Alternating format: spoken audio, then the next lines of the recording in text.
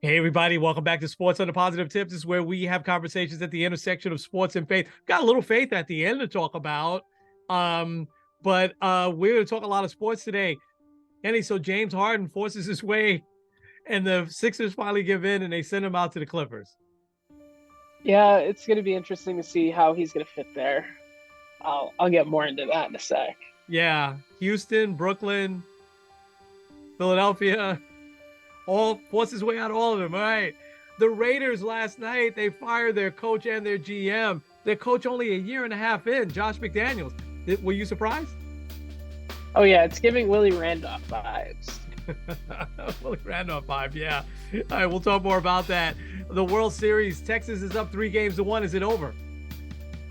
Um, no, because it's never over, especially 3-1. We Right. can attest to that.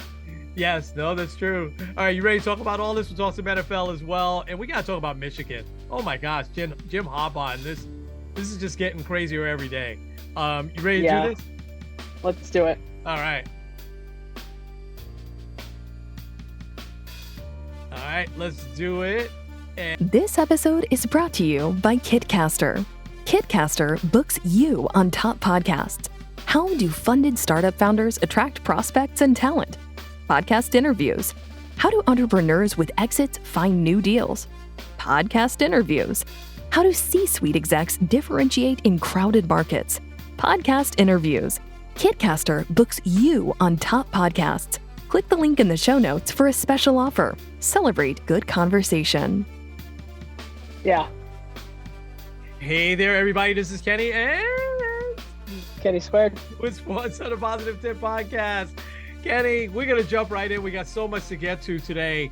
But first, I want to get your take on the whole James Harden saga. Now, is this the end or the beginning? I don't know.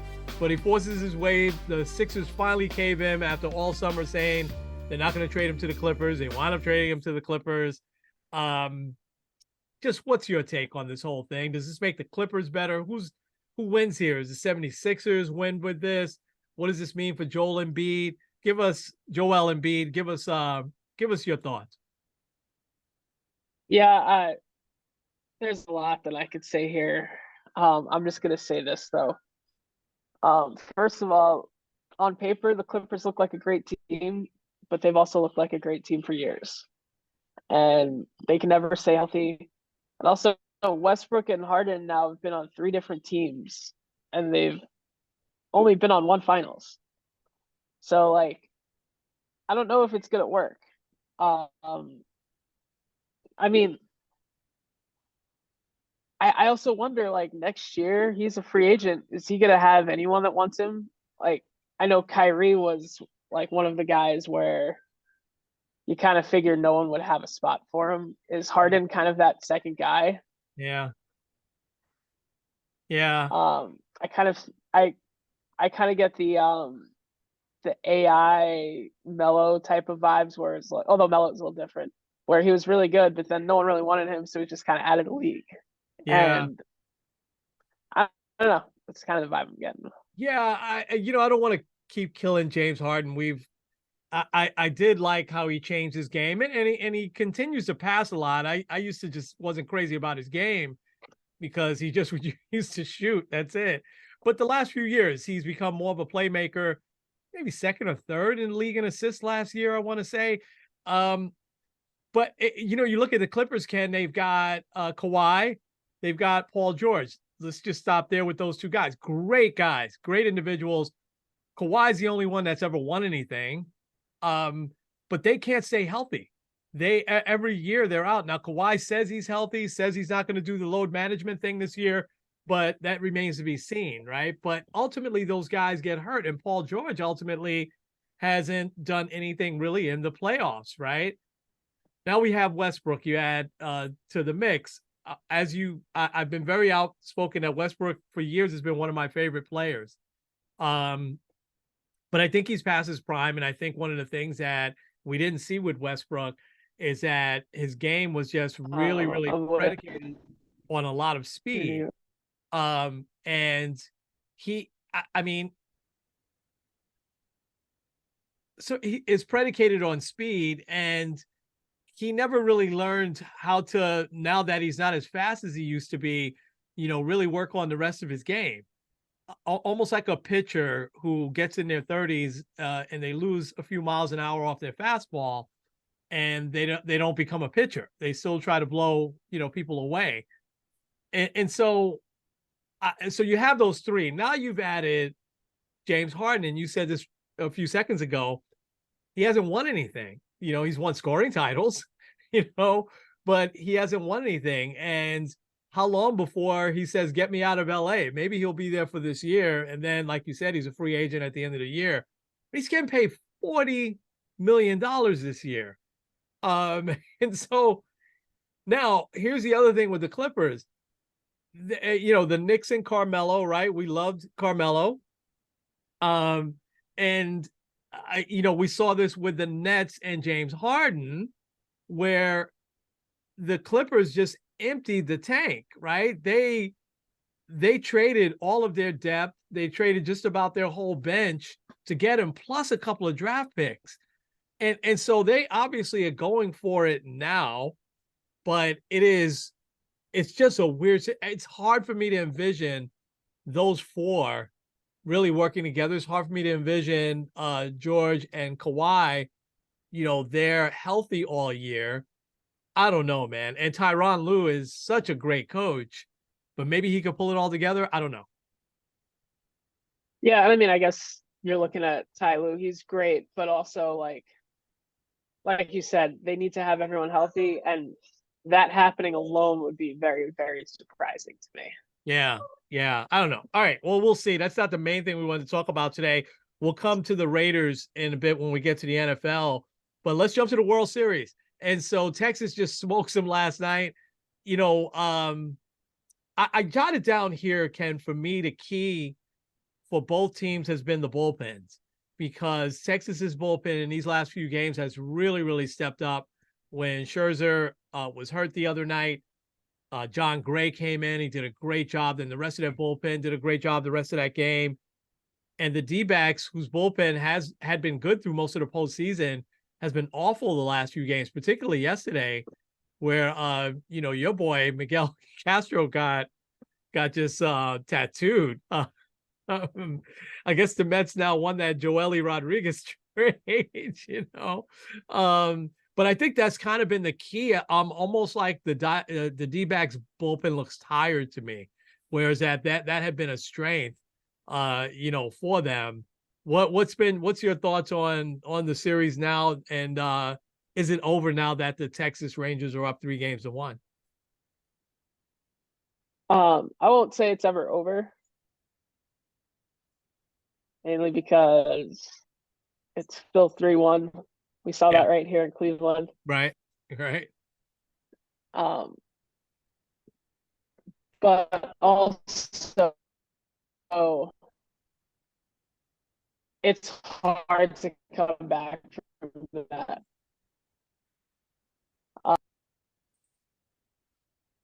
Yeah, it's never over, because I mean, we saw it in Cleveland 3-1 twice in the same year. Yeah. So it's not really ever over, but it is also going to be hard. I think you nailed it on the head. D-backs are probably a little tired. Also, there's a lot of really good guys on that other side. I was looking this morning at OPS plus.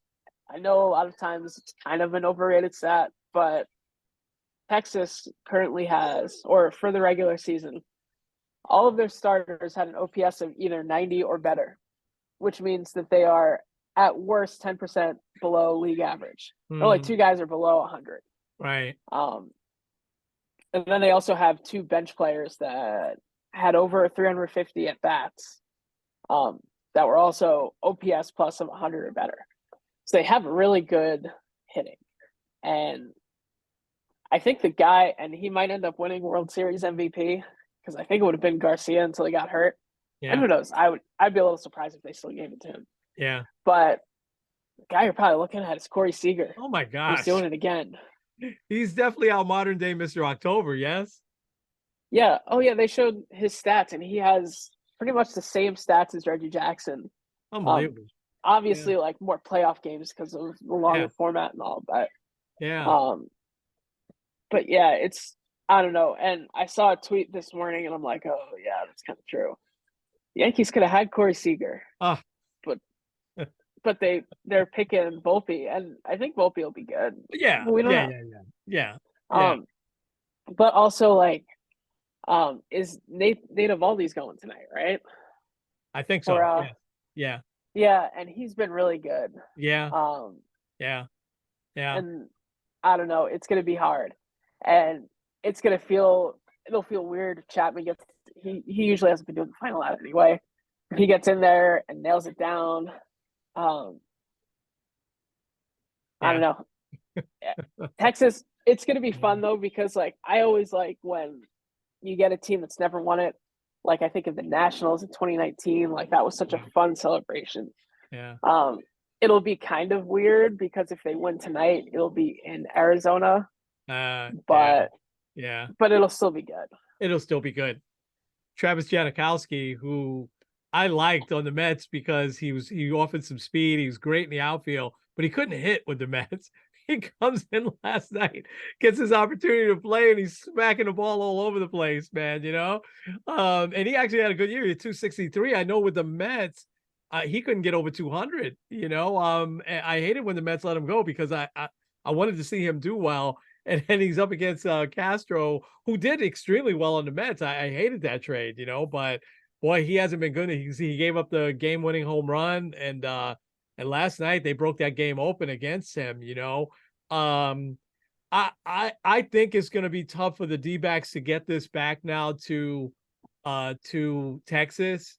I think that I think that I see Texas now that with all the momentum, we see this in these short series, and Carroll and Walker are also in slumps. John Schmaltz made this point last night. During the regular season, someone that goes 0 for 8, 0 for 9, we never notice it, right? They don't hit for a couple of games. But boy, oh boy, in the postseason, it's such a big deal because, Carroll and Walker were so good in the early games and in the other series. But now they've gone into this slump these last couple of games, and it's definitely hurt the whole team. Yeah, Seager, I think, will be the MVP. Garcia was dominating. You hate to see him get hurt like that. But he was dominating. So I want to ask you real quick about, baseball talked about this for a long time, Ken, even from when I was a teenager and they moved the World Series games into the nighttime. And then, for the first couple of years, it was still day games on the weekend. And then it just became all night games. And people back then was saying we're going to lose a generation of people following baseball and watching baseball because the games were too late, they took too long, and kids had to go to bed. You lived that through the 90s. There were times you wanted to stay up, and your mom would let you sometimes, but most of the time you had to go to bed. And so you missed a lot of the games that you might have saw in this era now where they're moving along a little bit faster. But the TV ratings just show, baseball is clearly now not the number 2 sport anymore, now the number 3 sport. And I want to give you some stats real quick that I think will startle you. So 2016 was a big exception. Did you know that Game 7 in 2016, over 40 million people watched? Wow. And that's because it was the Cubs and Indians. And so even, the peripheral baseball fans were, one of these teams is going to win finally a championship, right? And the Cubs obviously have a national following. That's been such an exception. Through the 80s, baseball averaged 30 to 35 million people. I'm just talking about the World Series. And so 30 to 35 million each of those World Series. And the first couple of series in the early 80s, 1980 and 1982, averaged 42 million and 41 million. So this starts to drop a little bit. The lowest number in the 80s was 1989, where 24 million people averaged in the 4-game sweep. But that series was very different. That was the Earthquake World Series with the Giants and the A's. And so there was this big lull in between. And, the big story at the time was the Earthquake. People were like, oh, by the way, the World Series is on out there as well. A lot of people that said, hey, they probably shouldn't play it and everything like that. but that series only averaged 24 million, which was a big drop off from all the other years in the 80s. Now through the 90s and then through the thousands, here's the big drop off. You'll be surprised at this one, or maybe you won't. The big drop off happened in the year 2000. Only 18 million average tuned in. And that was because the rest of the country could care less that the Mets were playing the Yankees, you know? Now, in New York, everybody was watching it, right? But the rest of the country, we really didn't tune in. But then it just slowly goes down. And the low is in 2020. 2020, there's only 9,000, and that's COVID, right? So kind of understand that one as well. Only it averaged under 10,000, 9,780. But slowly through the 90s and through the thousands, we dropped from a high of 40 million was the norm in the 70s watching the World Series. And that carried on to the first couple of years of the 80s. And then there's a drop off into the 30s, in the 80s, in the 90s, dropping down into the low 30s, 20s. And then you have the drop off in 2000. And then that kind of continues. We stay in the 20s, 20 million, 22 million. And then there's this big drop off as you get to the 2020s. And do you know how much this World Series is averaging? It's only averaging 8 million viewers. Oof. And how do you not play baseball, especially a World Series? And this has been the last few years now on a Sunday.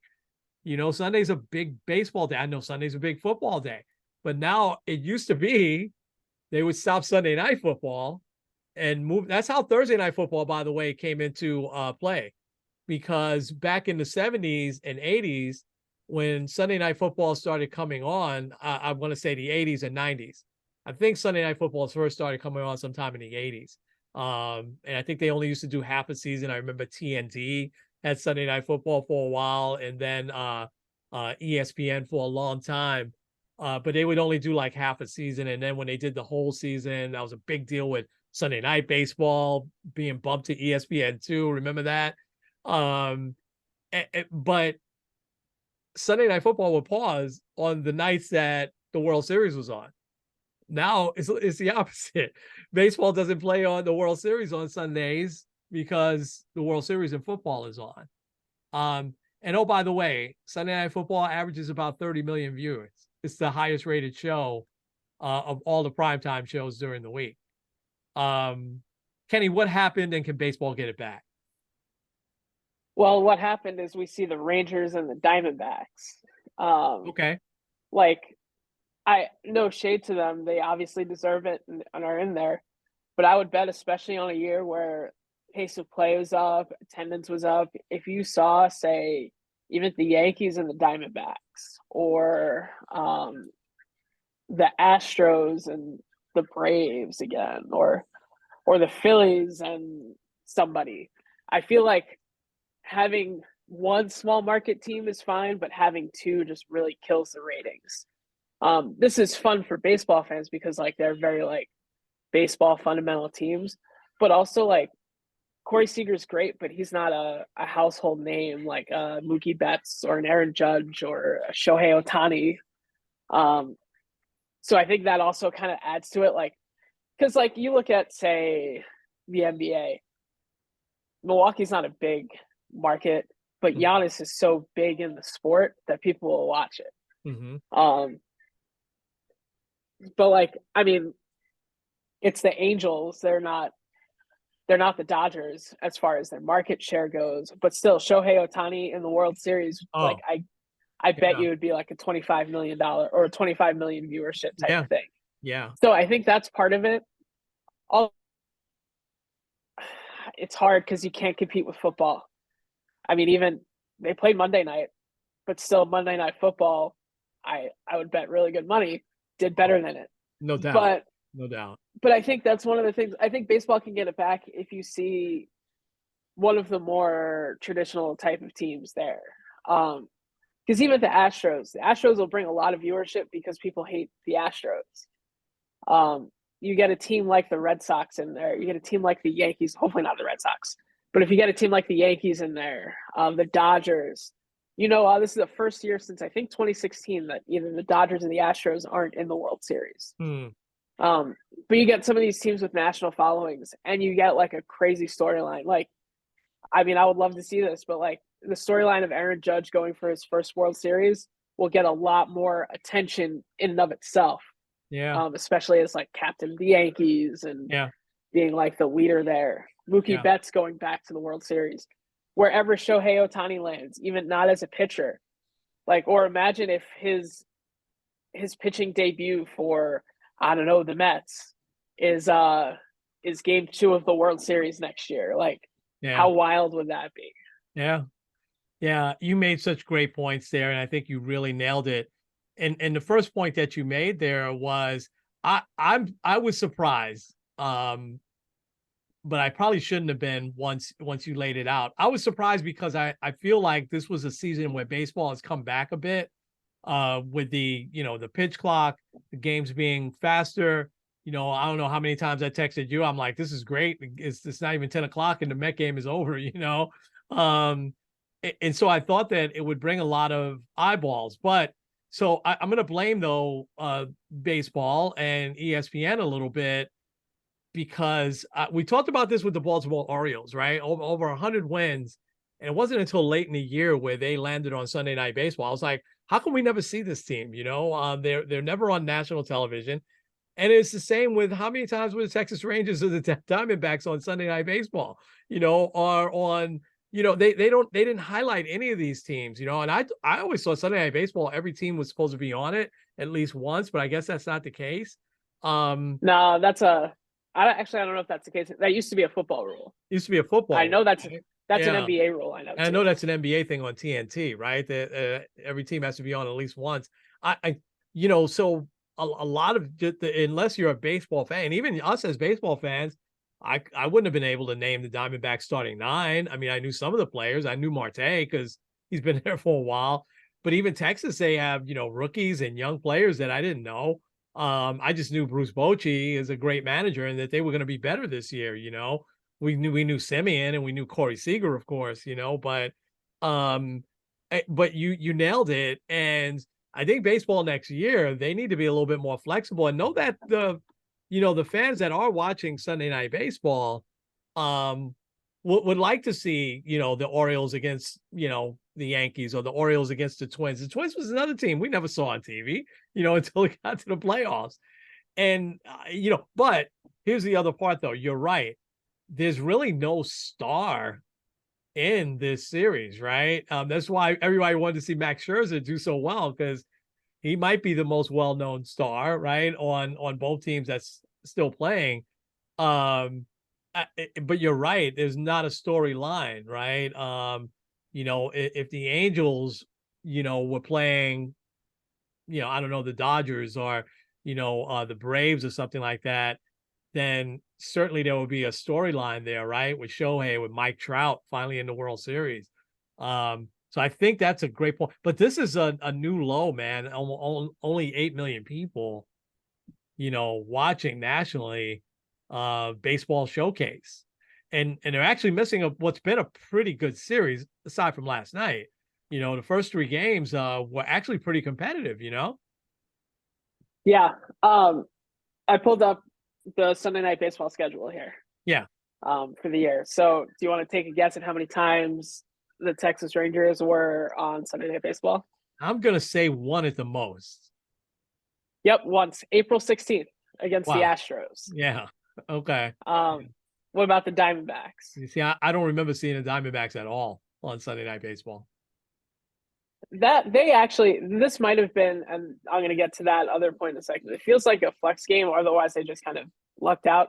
September 17th, they played the Cubs. Okay. Other than that, those are the only 2 times. You know how many times the Yankees were on Sunday Night Baseball? Yankees were on a lot. I would say at least 5 or 6. They were on 5 times. 5 times, okay. Including 3 straight weeks. Yeah, the Mets were on a lot too. Yeah, let's see. The Braves also 5 times. The Astros 4 times. Let's see. Yeah. That's 1, 2, 3, 4, 5. Yeah. 5 times for the Mets too. Yeah. I think also like baseball has to look at the way NFL does flex scheduling for the second half. I feel like sometimes they might do it, but like, like who wants to see the I don't know.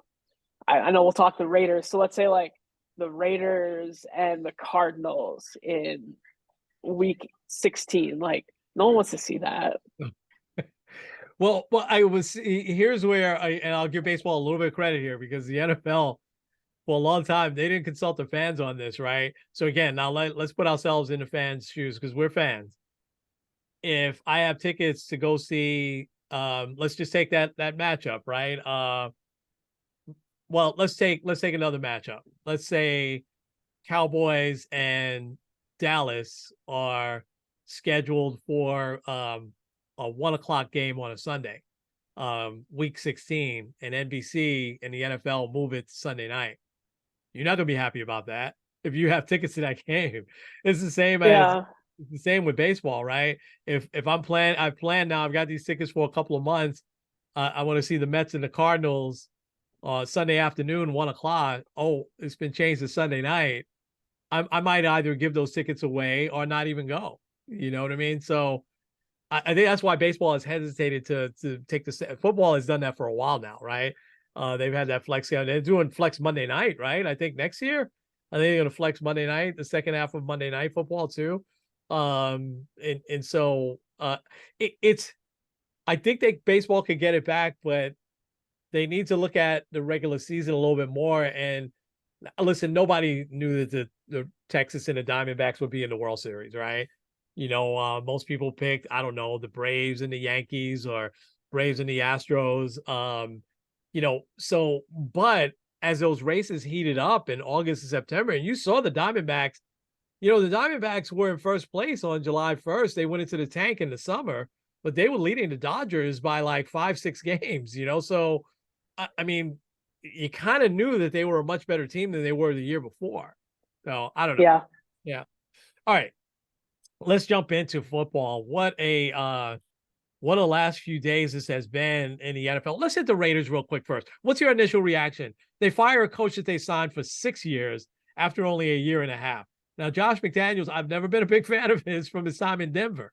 I thought he was a disaster there, and he might just be, and this is no shade on him because he's a great, not good, he was a great offensive coordinator, but that might be his ceiling. I don't know. Not everybody is made to be, a head coach in the NFL.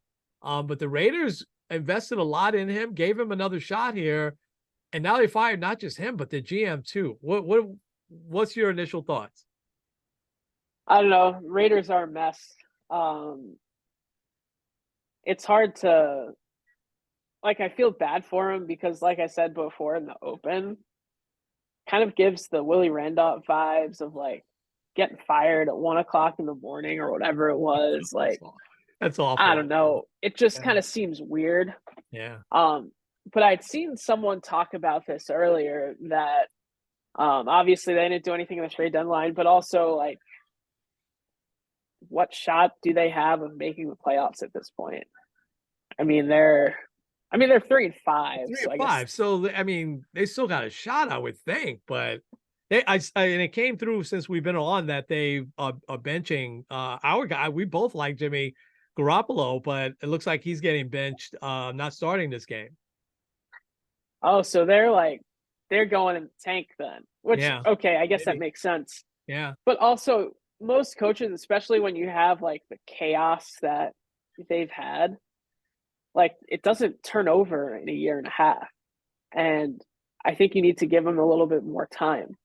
They had the weird contract situation with Josh Jacobs too. That didn't help. Yeah. But also maybe the final straw for him is something that I saw is how upset Devontae Adams was. Yeah. After Monday Night Football. Yeah. And getting embarrassed on national TV is never fun. I mean, this is coming from a Giants fan that's seen it already 3 times this year. It's not fun. However, I don't know. You have to give him a little bit more time than that. Yeah, no, I agree. And when you think about the Giants, you think about that. Antonio Pierce is their interim head coach. And I figured you remembered him. It's not that long ago, right? It's not that long ago that he was with them. He was a great Yeah. player for a couple of years, but I think he got hurt, right?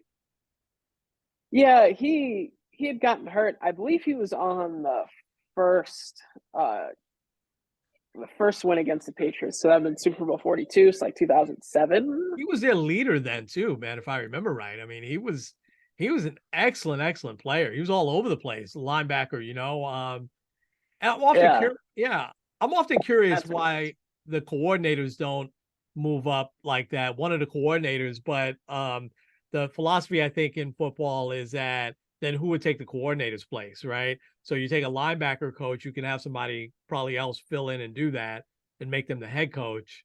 The coordinators can still stay in place. The Raiders, I agree. Listen. Here's the thing. I don't blame them for the John Gruden thing. That wasn't their fault, right? They didn't know about, that he sent all these racist emails and all the stuff that he had gotten into. They committed to him for 10 years. So that's their mistake. And that definitely was their mistake. And they committed to McDaniels for 6 years. And so here's the thing. I think that the new owner was trying to change. Now, the new owner was the old owner's son, right? Mark Davis, Al Davis's son. I think he was trying to change the revolving door when he signed Gruden to 10 years. Let's get some stability. This is going to be our guy for a long time. And I don't know, he made it 3 years and change, something like that. And again, that stuff happens. It doesn't happen often, but it did with Gruden. And so now you go out and get this guy. So you're trying to have some stability. But oh my gosh, I mean, there's got to be some things behind the scenes that just we're not going to know about. And you fire a guy a year and a half in, and now you got to pay him all that money for 4 more years. That just something happened in the locker rooms. He's lost that team somehow. I don't know. It's just. But before Gruden, there was a revolving door of coaches. There was coaches every other year with the Raiders, and every year people say, "Oh, the Raiders have talent. The Raiders have talent," and they would never do anything. But that's why. And I think that they were trying to get stable, but you can't fire a guy after a year and a half and get stable. And the GM, I mean, it's just right in the middle of the season. You don't usually see this in the NFL, right in the middle of the season like that, Yeah. Well, you want to know the last Raiders head coach that coached more than 3 years? Who's that? Dude named Art Shell. I don't know who that is. Back in 89 to 94. Yeah, you should know Art Shell. Now you're gonna have to turn in your African American card here, because Art Shell was the first African American head coach in the NFL ever. Oh, I didn't know that. Yeah, but they gave him a chance, and he coached them twice, if I remember right. I don't know if that was his first or second go around. But yeah, that's a long time, Ken. I mean, where you just had this revolving door. I think they've tried to not have it. They've just chosen the wrong guys. And Gruden would have probably, with time, had all this other stuff happen. Gruden was a winning coach, so he would have probably turned that team around if given the time. Listen, how much do you think letting Derek Carr go here also factors into them being 3-5 and not 5-3?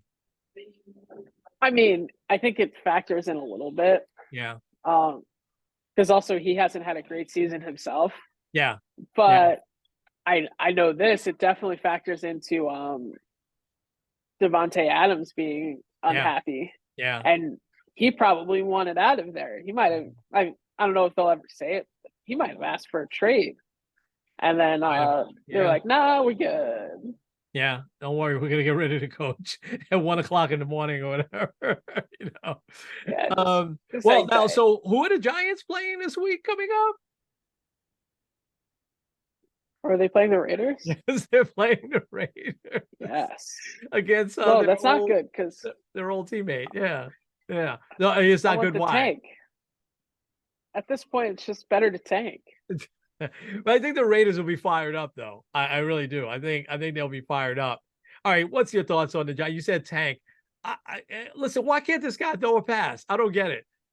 He's a quarterback. I'm sure he didn't just run in college all the time. Why couldn't he throw a pass? I know it was I don't raining. know. I know the weather was nasty here. I mean, but why couldn't he throw a pass? I didn't understand that at all.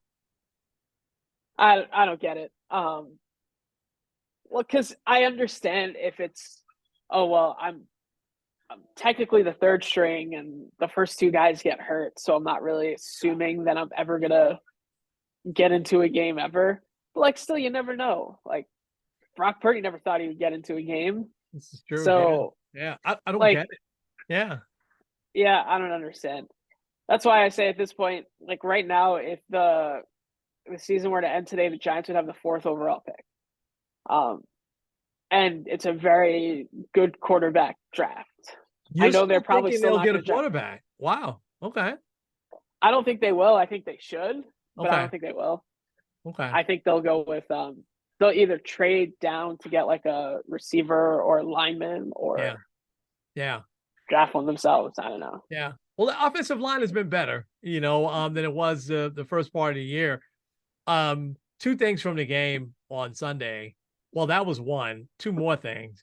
Um, I was shocked that your kicker missed that field goal. He's so good. I was Oh stunned. yeah, I know the weather. It was windy. It was raining, and it's worse in that stadium for some reason. But also, oh my gosh, your safety. He's got Kenny. They call that 100% of the time. If you're standing behind, if you don't have your back turned to the play and you just put your arms up, they call pass interference on that every single time. yeah, All he had to do was turn around because it's not like he pushed Lazard. He's like this and he runs into him. But if he had turned around and he goes for the ball, there's no call there. I thought the Jets, were very lucky on both, right? The kicker who's always I can't kill him because he's always really, really good. So is the Jets kicker. But the Giants kicker is money. I was like, oh my gosh, he missed that, but I just didn't understand the game plan. Do they still have confidence in the head coach? yeah. I don't know. I feel like people are slamming the head coach, and there have been times where it seems like he's a little like, what's going on? Yeah. But it's still also like still second year in. Um, I don't know. We just talked about how we like coaching stability is important, even if they end up not winning another game the rest of the year. I don't know if that'll happen, but No, they'll um, win. They'll win some more games. Yeah. Yeah. They'll win some more games. But too bad. Tyrod Taylor, I thought, he's like the perfect backup almost. But too bad he got hurt. But I still don't understand why they didn't let DeVito throw one pass, couple of passes. I mean, come on.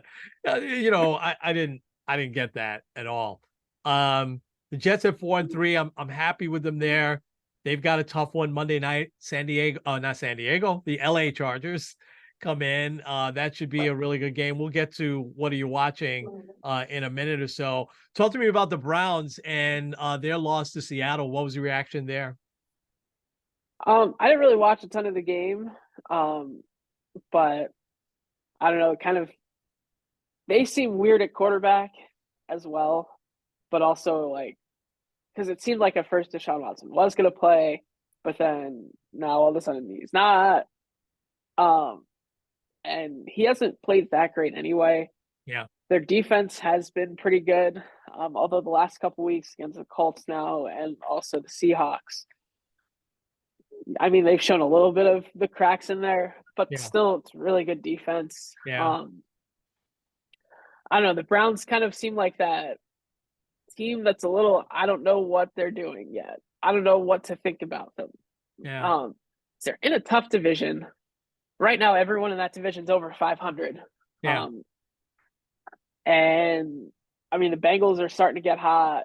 Yeah. I don't know, but I think because kind of with the same with I mean, the Giants, it's a little different because they have less money and less of it's guaranteed. Yeah. Like you got Deshaun Watson at least for the next couple of years. Yeah. Oh my gosh. Next couple of years, they're stuck with him. If they cut him, I believe the cap hit would be like $100 million or something like that. Won't. Yeah, they won't. Yeah. I'm surprised he hasn't played. I know he's been hurt, but before that, I was surprised he hadn't played better. I think I had said in our preview that I was looking for him now with the time under his belt that, he was really going to play extremely well.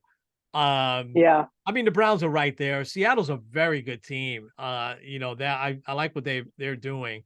All right, let's go to this weekend. What are you watching? At 9:30 in the morning from Germany. I think you and I will both be working. But I think that's almost the game of the day. Well, there's a couple other ones that might qualify, but Miami and Kansas City from Germany at 9:30 in the morning. Should the Chiefs be alarmed here? Because they really haven't played well the last couple of weeks, but especially last week with Denver beating them. Yeah, I think this is a bigger moment for the Chiefs, like, Yeah. because they're still the number one overall seed, which, I mean, it's playoffs is still a ways away, so Yeah, yeah.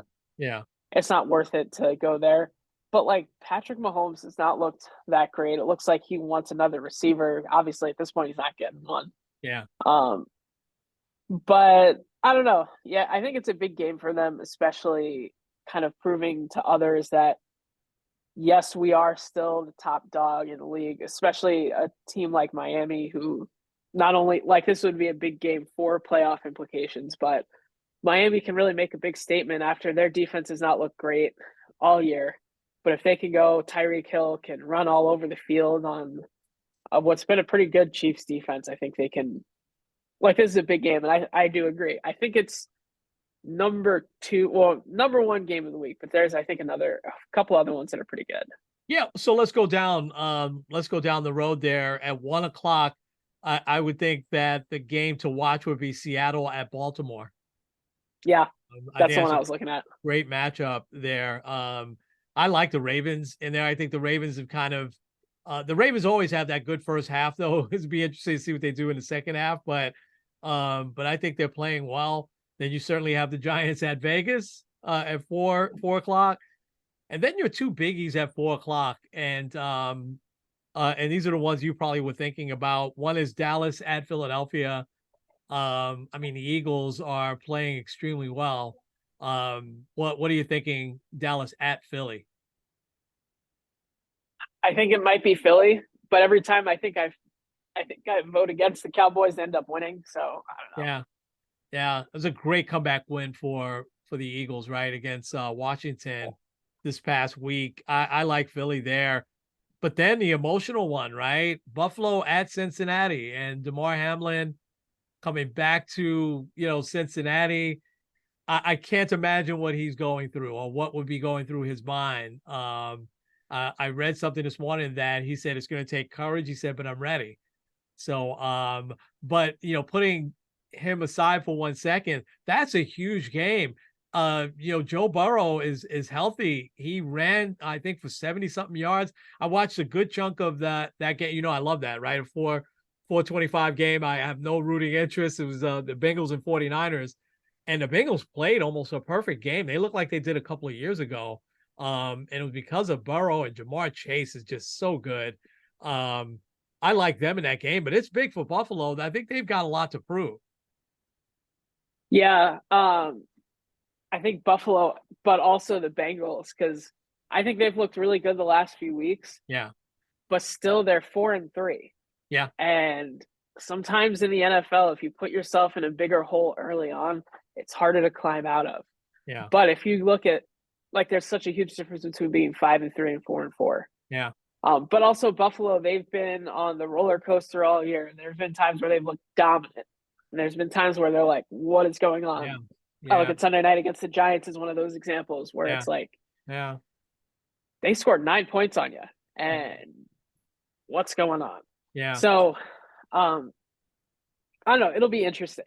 Yeah. But I think also a lot of it probably will be like overshadowed by DeMar Hamlin returning to the field where he almost lost his life. Yeah, absolutely. And then, of course, there's Monday night now, Chargers and the Jets. I think this is a litmus test for both teams because we don't know really what the Chargers are. And we really don't know what the Jets are either.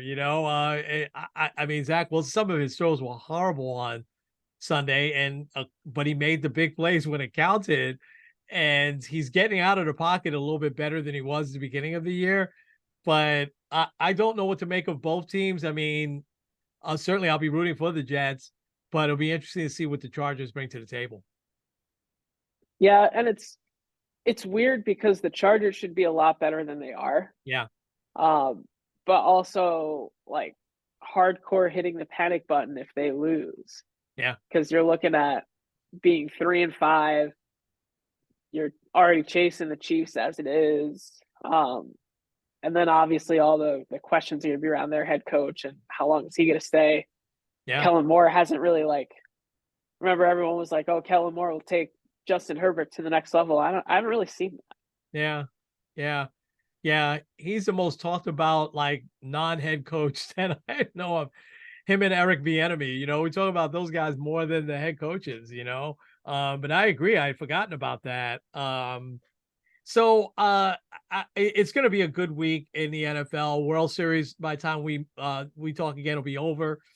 Let's go to a story though, and we'll break it down real quick, and then get to our inspiration. This whole story with Michigan, I sent it over to you, and I know you've been following it a little bit, but it's growing every week. And some of the stuff as I was preparing for us to talk about it. So the guy's name is Connor Stallion, and he is some sort of assistant coach. No one can really validate that he's an assistant coach with Michigan. And the allegation is that he was stealing signs. And he brought tickets to 35 other different games over the last few years. And there's people that have said that he paid them to, film the other team's sideline, and to see their offensive and defensive signals. Now, I should say also Michigan is 8-0. They're having another really good year, probably headed toward the BCS again. But this is really hanging over their head. Now, the big one here is the opening night game for Central Michigan. I don't know if you saw this part yet. There's pictures of him on the Central Michigan sideline. Like no one knew who he was. And I guess you can apply to get what they call a visitor. It says VBA or VB something on a hat to be a visiting bench person. You can visit the other or a team's sideline or bench. And so Central Michigan, the only thing that's come out is his pictures, and it's definitely him, by the way, but he's got sunglasses on at night. It's a night game, and he's trying to be incognito, but he's on Central Michigan's sideline. Now, he hasn't really denied everything, which is why a lot of people are thinking that Jim Harbaugh is in a lot of trouble here. Because he hasn't denied this stuff. Jim Harbaugh has. He's denied knowing anything about any of this. But it begs the question though, who put him up to it? Was it other assistant coaches? And where did these, sign stealing information data go to? Who did it go to? So it's not looking good for Jim Harbaugh. He was suspended the first 3 games of this year for recruiting violations. One of their assistant coaches also had some other NCAA violations, and he's been suspended. So all of a sudden, Michigan, which seemed to for years have a relatively clean football program, is all of a sudden now into a bunch of stuff here. But the one that he's going to have to really explain is what's he doing on Central Michigan's sideline, and why did he purchase all these tickets to other games, most of them that he didn't attend, right? You would think he would just get tickets to Michigan games, but it's all of Michigan's either, upcoming opponents that he purchased tickets to. And so some of these guys that he hired, they're squealing like anything to the NCAA. Yeah, he paid me X amount of money. Here's the footage I took. I took it on my phone, and sent it to him. And so again, Connor, he hasn't said much, but apparently sources are saying he hasn't denied anything. What do you make of this whole thing, man? Might be wilder than the Astros. Yeah. But it is serious. And how serious too. I don't know if you saw, he had originally had like a contract extension signed for like the next 5 years that they've Yes. since rescinded because of it. Yeah. Which means that they're probably at the end of the season, they're probably washing their hands of Jim Harbaugh. Yeah. But also, I think one of the biggest things for me, it just makes me question everything. Because, like, he seemed like such an amazing college coach. Like, he brought Michigan their first win, unfortunately, against Ohio State in years. And like you said, they're 8-0. They were weren't they in the finals last year? Yes. Yep. And now here we are, and they're like, what do you do? I always hate when they do like the whole vacating stuff, because to me it's just fake. That's silly. Yeah. Yeah. But at like if all of this is very true, this is huge. And I said Houston Astros. This reminds me hardcore of Spygate. With the Patriots. Don't tell Patriot fans about Spygate because they'll deny it. Yeah. But I don't know. It just seems like, well, first of all, there's a few thoughts here, and I'm going to kind of tie these loosely to scripture. I don't have like exact Bible verses, but the idea of your sins will be known, that like the bad things end up coming to the light, and it happens all the time. Like teams that think that they are being successful by cheating and doing things the wrong way, or trying to find the loopholes in rules, like it's not exactly cheating, but like that type of thing always ends up getting found out. But then also, like, what ends up happening is your entire legacy ends up being questioned, because people aren't going to think of Jim Harbaugh as, okay, he was really good in the NFL, helped turn the 49ers around for a hot second, faced his brother in the Super Bowl. That's always going to be a fun stat. But now people are going to just remember the sign stealing and the recruitment violations. Because I remember even with like the suspension over recruitment violations, he was like, I didn't realize I was doing anything wrong. Come on. You probably did. Yeah. Well, you know, you made such great points there. He's not a very likable guy, at least to the press and to the public, because his press conference this week, I asked him, isn't it the responsibility of the head coach to know everything? And he looked at me and says, well, looks like you just answered that question. Thank you. And he was on.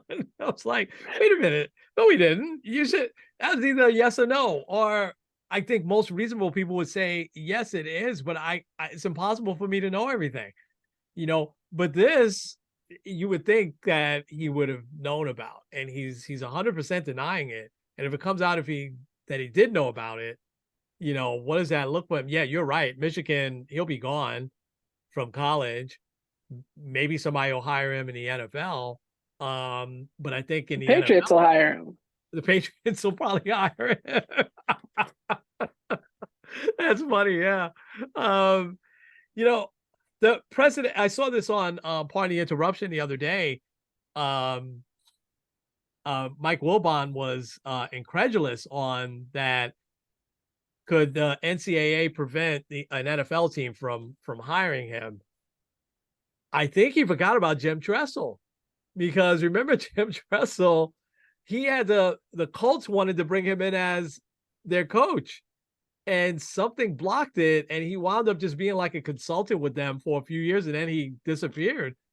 You know, and so there is, I think, I don't think there's anything on the books that would prevent that, but I think the NCAA and the NFL do work in conjunction at times, and someone could make a phone call and say it's not a good idea to hire this guy, you know, because they did that with Jim Tressel, I believe, if I read everything right, you know, from Ohio State. So this one is going to be really interesting, because now, like you said, what do?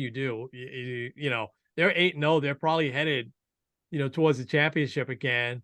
I mean, they're going to have to get through Ohio State, who's ranked number 1 now.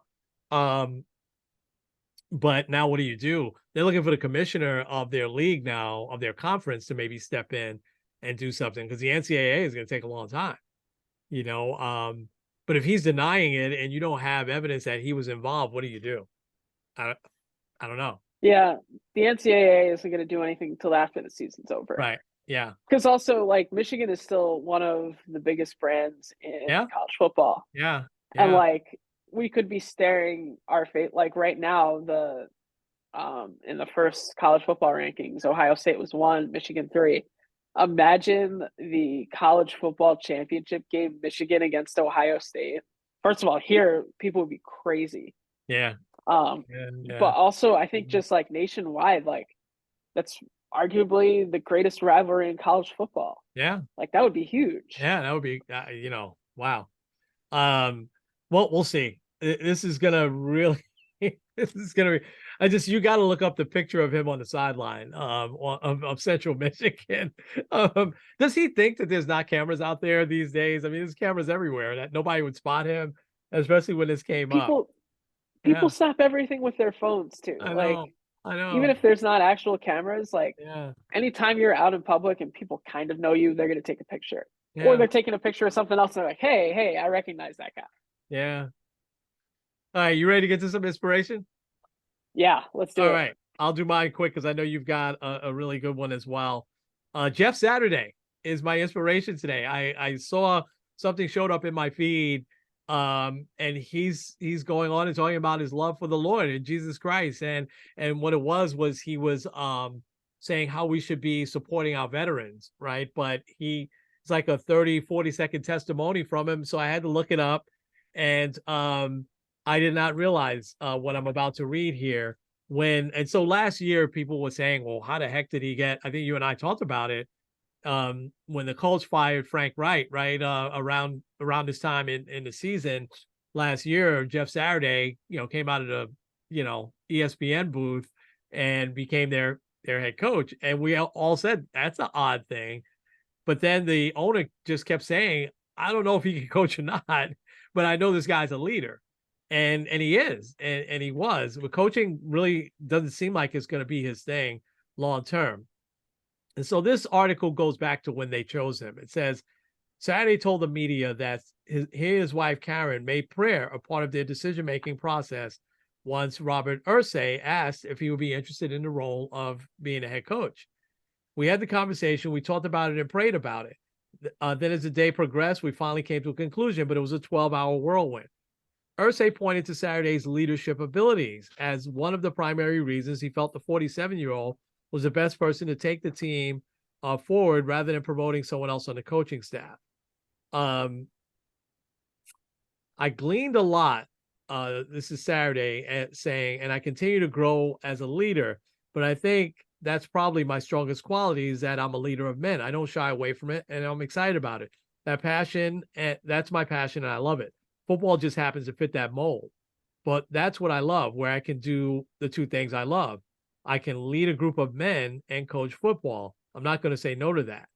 Much of Saturday's leadership stems from his faith in Jesus Christ.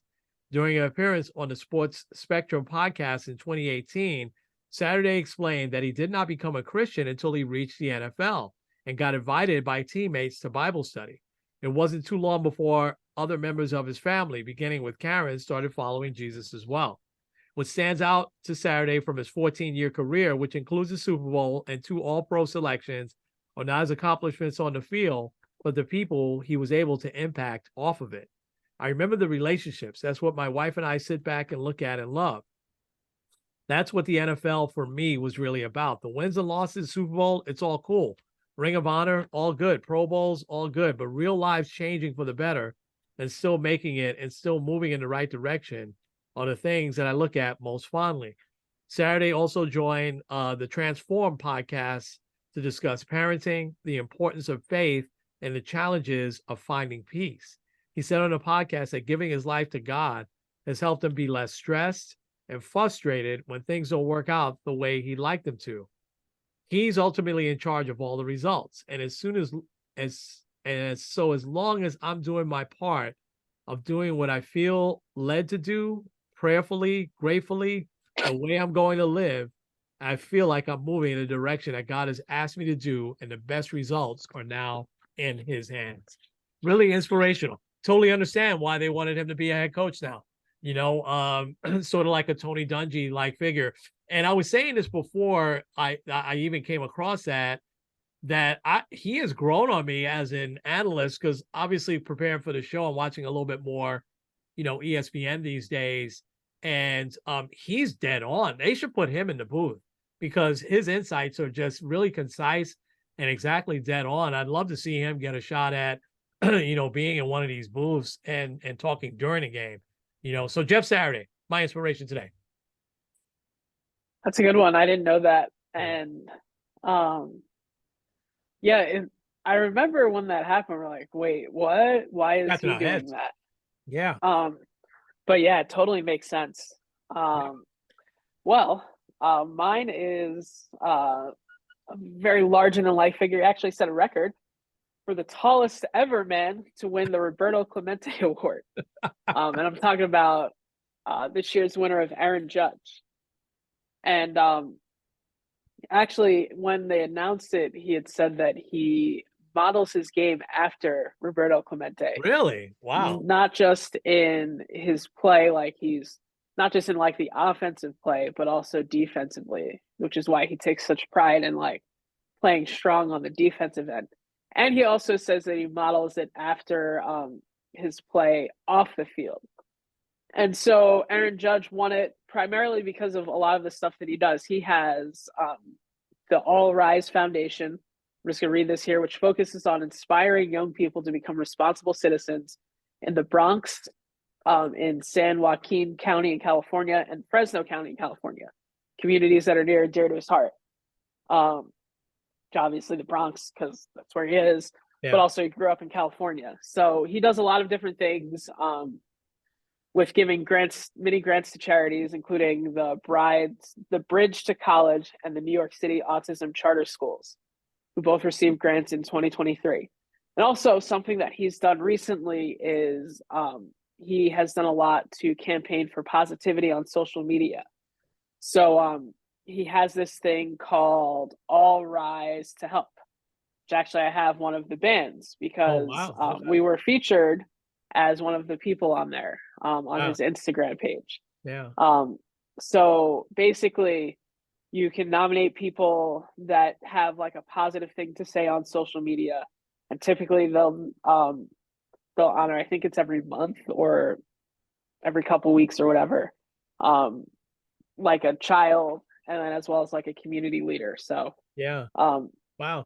So it's cool to kind of see that. And I think like a lot of what he does kind of gets overlooked because a lot of people just focus on what he does on the field. But he is very, very involved. And also like he's given like scholarships and such to people, not just for their athletics, but also for academics. So shout out to Aaron Judge. I have a bonus one too, actually. Yeah. Because it'll probably feel weird. Well, it'll definitely feel weird out of if we do it next week.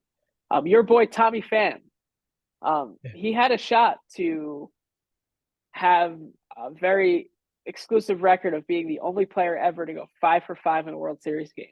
But he gave up his final at bat. Diamondbacks had already sealed the deal, get the win, so that a young guy could get his first Major League at bat in a World Series.